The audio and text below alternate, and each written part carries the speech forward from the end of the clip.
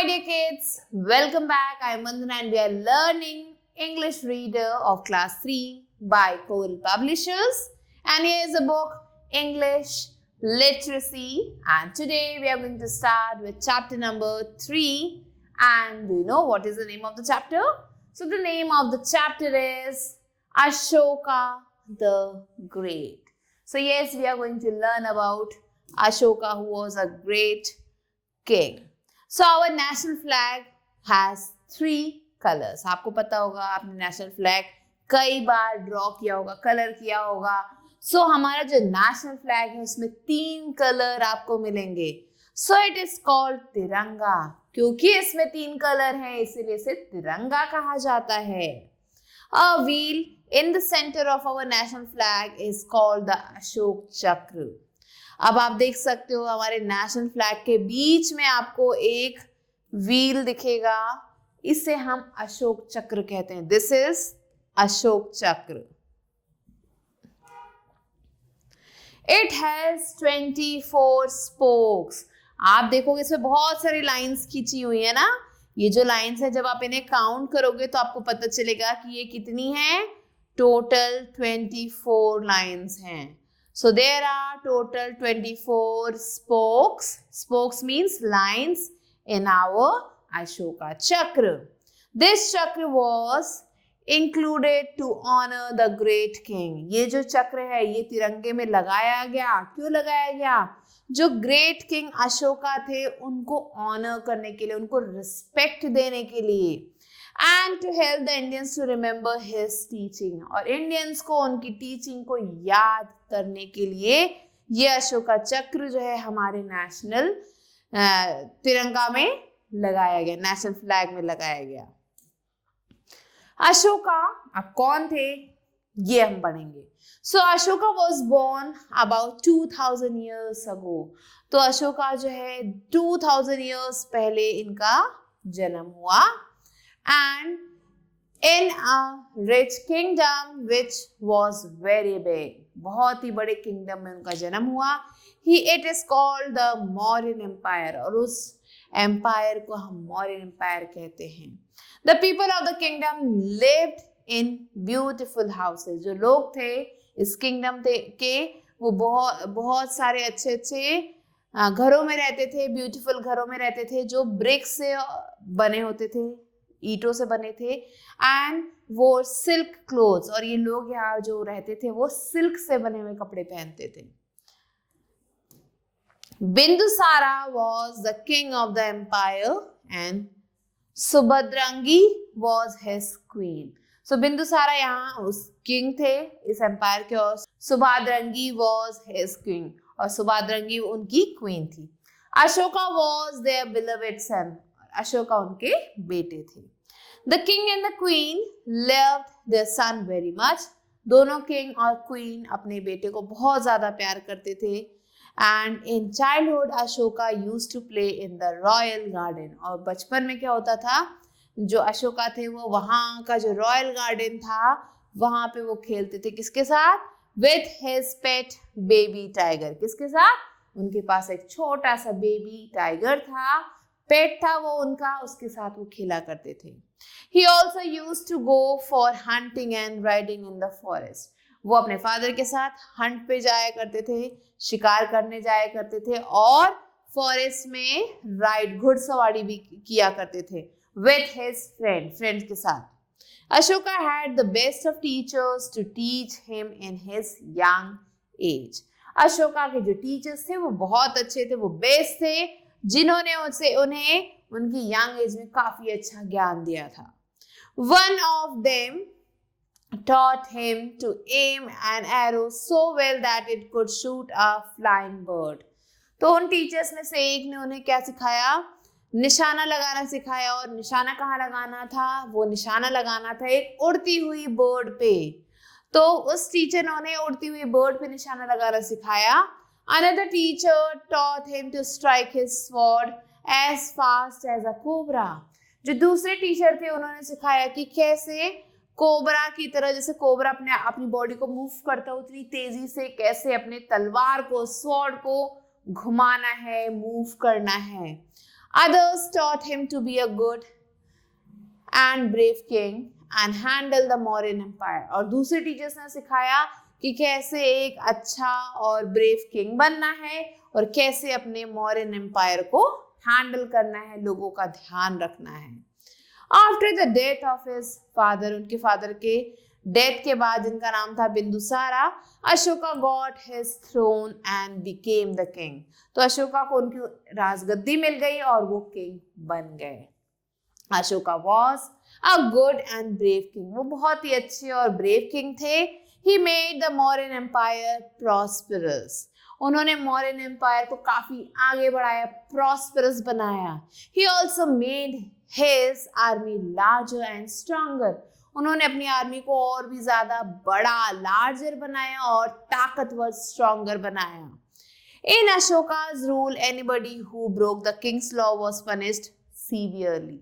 अशोका के रूल में क्या होता था, अगर किसी ने भी किंग के बनाए हुए किसी भी लॉ को तोड़ा तो उसे बहुत ही सीवियरली पनिश किया जाता था, उसे पनिशमेंट दी जाती थी. The neighbouring kings were jealous as well. जो आस पड़ोस के जो किंग थे वो भी बहुत ज्यादा जलते थे अशोका से.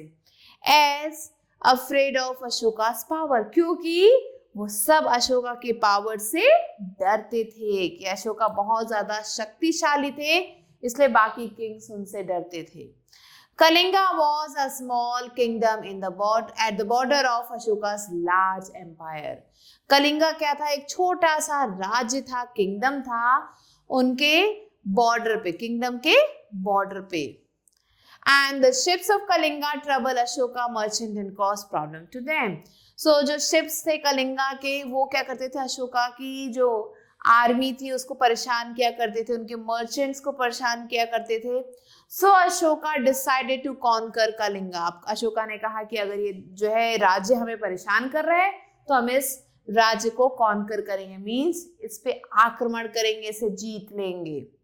King Ashoka led his vast army into the battlefield himself.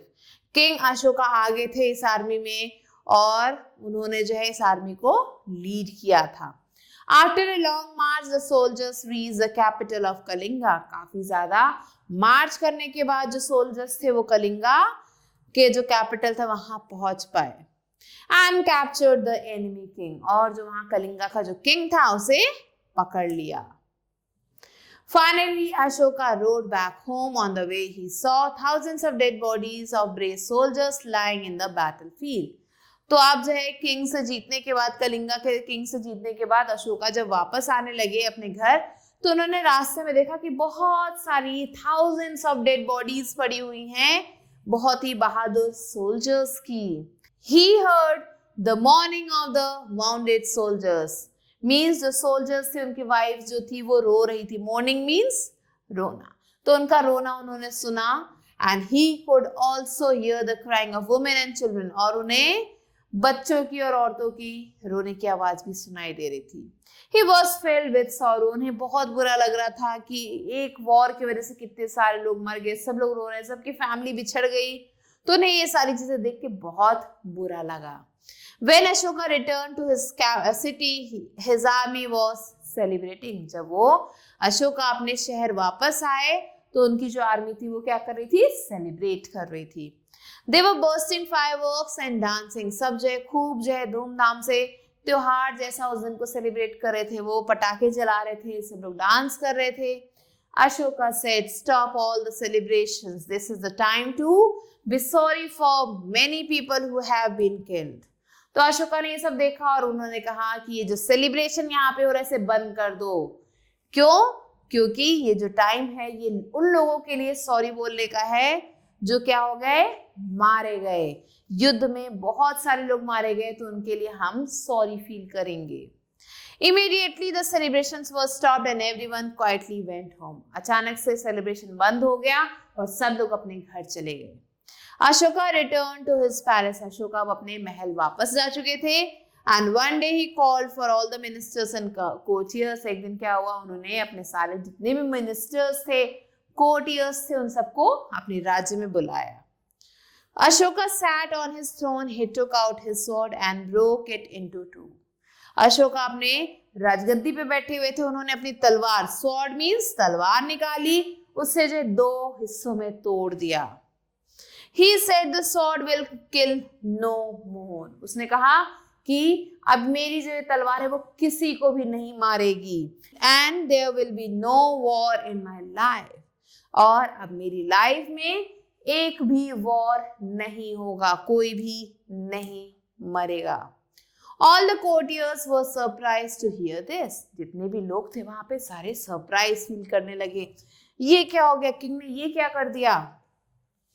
From that day onwards, King Ashoka was a different person. उस दिन के बाद से किंग अशोका एक अलग ही इंसान बन चुके थे। His heart had changed. उनका दिल बदल चुका था। To him, his empire was a large family. उनके लिए उनका जो राज्य था वो एक बहुत ही बड़ी फैमिली थी। And he took care of his people just like a father. और वो अपने प्रजा जो थी, जो लोग थे उनके राज्य में, उन सबका ध्यान रखते थे जैसे कि कोई पिता अपने बच्चों का रखता है। He built many new cities and built beautiful parks. उन्होंने बहुत सारे सुंदर सुंदर शहर बनाए, पार्क्स बनाए। And he built free hospitals for the people. लोगों के लिए फ्री में हॉस्पिटल्स भी बनवाए। He planted trees along the roads. Road के किनारों उन्होंने पेड़ लगवाए। He sent many peace messages to different countries. और बहुत सारे peace messages means शांति के messages उन्होंने अलग अलग countries में भेजा। To make sure that people would not forget his teaching, he had his messages carved on thousands of stone pillars throughout his empire. वो ये चाहते थे कि उनके जो भी ये पीस वाले मैसेजेस हैं, जो शांति वाले मैसेजेस हैं, लोग ना भूले। तो उन्होंने क्या किया, बहुत सारे जो स्टोन के पिलर्स थे उन पे उन मैसेजेस को लिखवा दिया, एनग्रेव करवा दिया। Many such pillars marked with these teachings still stand in India today. बहुत सारे ऐसे पिलर्स जो हैं आज भी आपको इंडिया में दिखाई देंगे, with the अशोका चक्र in between, और इनके बीच में आपको अशोका चक्र भी मिलेगा। So this was the chapter, children. Now let's move on to word meaning. So first word is Tiranga, which is tricolor. Honor means respect. Conquer means win. Courtiers, members of the court. Now let's move on to let's do exercise. And here we are moving on to read and write section. A exercise over here is tick the correct answer. Our national flag has 3 colors, 4 colors or 6 colors. So our national flag has 3 colors. Ashoka's father was Chandragupta, Bindusara or Binbasara. So it was Bindusara. Clear, children? So do the rest of the questions yourself. Now let's move on to B exercise. Fill in the blanks with the words given in help box. So our national flag is called, हमारे जो national flag है उसे हम क्या कहते हैं? It is called तिरंगा. So write down T capital. Dash was the father of Ashoka. कौन थे अशोका के father? So he was Bindusara. So let's write it here.